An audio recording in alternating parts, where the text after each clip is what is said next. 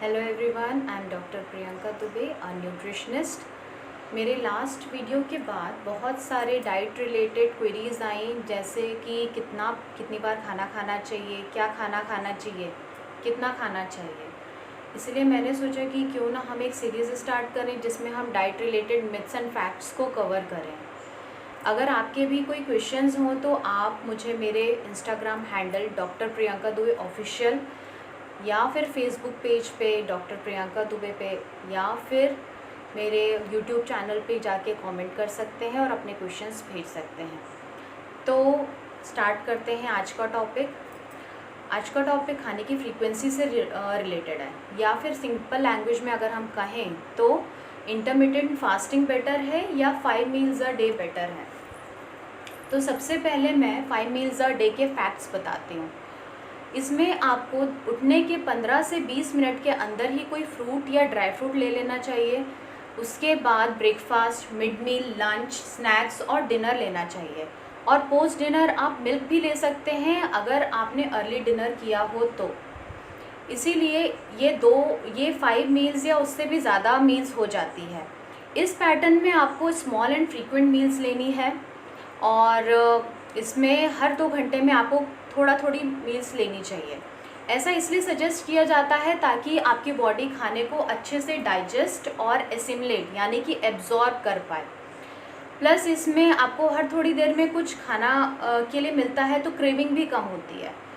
इस पैटर्न का एक साइड मुझे ये भी लगता है कि अगर हम दिन भर खाना खाएंगे तो बाकी हम काम कब करेंगे। जोक्स अपार्ट, इसका एक साइड ये भी है कि बहुत सारे लोगों के लिए जो कॉलेज गोइंग है, हाउस वाइफ्स हैं, उनके लिए बहुत डिफ़िकल्ट हो जाती है, या फिर जिसका ऑफिस वर्क है, फील्ड वर्क है, इस पैटर्न को फॉलो करना थोड़ा डिफ़िकल्ट होता है। और अगर हम बार बार खाना खाते हैं तो हमारा शुगर लेवल भी बढ़ता है, जिससे कि बॉडी को इंसुलिन सिक्रीट करना पड़ता है। तो ऐसे body 5 to 6 times insulin secrete करती है। और अगर लॉन्ग टर्म तक ऐसा ही चलता रहा तो कई लोगों में इंसुलिन रेजिस्टेंस डेवलप हो जाता है।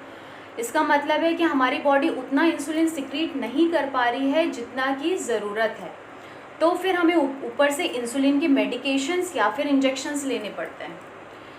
तो ये थी 5 मील्स अ डे की बात। और अब हम बात करते हैं कि इंटरमिटेंट फास्टिंग क्या होती है। इंटरमिटेंट फास्टिंग एक ऐसा सिस्टम है जिसमें कि फास्टिंग पीरियड होता है और एक फीडिंग पीरियड होता है। जैसे 16 और 8, इसमें 16 घंटे का फास्टिंग टाइम होता है और 8 घंटे का फीडिंग टाइम रहता है। अगर आपने डिनर रात को 8 बजे किया है तो अगली मील दूसरे दिन दोपहर को 12 बजे लेंगे, तो ऐसे आपके टोटल 16 घंटे की फास्टिंग हो जाएगी। दोपहर 12 बजे से रात में 8 बजे तक आप 2 या 3 मील्स ले सकते हैं। ये है आपकी फीडिंग विंडो। और फिर रात में 8 बजे के बाद वापस से आप अपना फास्टिंग टाइम स्टार्ट कर सकते हैं दूसरे दिन 12 बजे तक। इसका फ़ायदा ये होगा कि आपकी बॉडी को दिन में कम बार इंसुलिन सिक्रीट करना पड़ेगा। और क्या आपको पता है कि फास्टिंग विंडो के दौरान आपकी बॉडी ज़्यादा एफिशिएंट हो जाती है। कैसे? फॉर एग्ज़ाम्पल, जब लॉकडाउन हुआ था तब हमारे किचन के स्टोर में बहुत सारे इंग्रेडिएंट्स अवेलेबल थे, लेकिन जब लॉकडाउन के दौरान धीरे धीरे वो इंग्रेडिएंट्स ख़त्म होने लगे, लेकिन फिर भी हमने उन्हीं कम इंग्रेडिएंट्स से ज़्यादा वैरायटी बनाने लगे। इसका मतलब हम अपनी एफिशिएंसी को यूज़ करने लगे, हम ज़्यादा एफिशिएंट हो गए। उसी तरह से फास्टिंग पीरियड में भी बॉडी हमारी एफिशिएंट हो जाती है। कैसे? जब इंटरमिटेंट फास्टिंग होती है तो हमारे 16 घंटे के फास्टिंग के टाइम पे बॉडी खाना ढूंढती रहती है, लेकिन उसको फूड नहीं मिलता। तो उसको क्या मिलते हैं? फ्री रेडिकल्स, जो असल में बॉडी को डैमेज कर रहे होते हैं, तोड़ रहे होते हैं। लेकिन बॉडी क्या करती है? उन्हीं फ्री रेडिकल्स को बर्न करके एनर्जी प्रोड्यूस करने लगती है। और जब हम दिन भर खाना नहीं खाते हैं तो इस तरह से हमारी बॉडी रिपेयर और मेंटेन करने के लिए भी रेडी हो जाती है।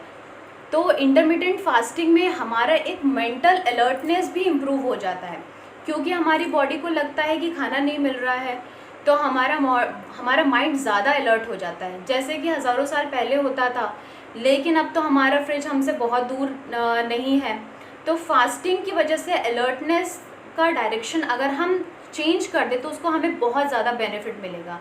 जैसे कि सिलिकॉन वैली और काफ़ी सारे स्टॉक ब्रोकर्स ने इंटरमिटेंट फास्टिंग को अडॉप्ट किया है अपनी मेंटल और फिजिकल कंडीशंस को इम्प्रूव करने के लिए।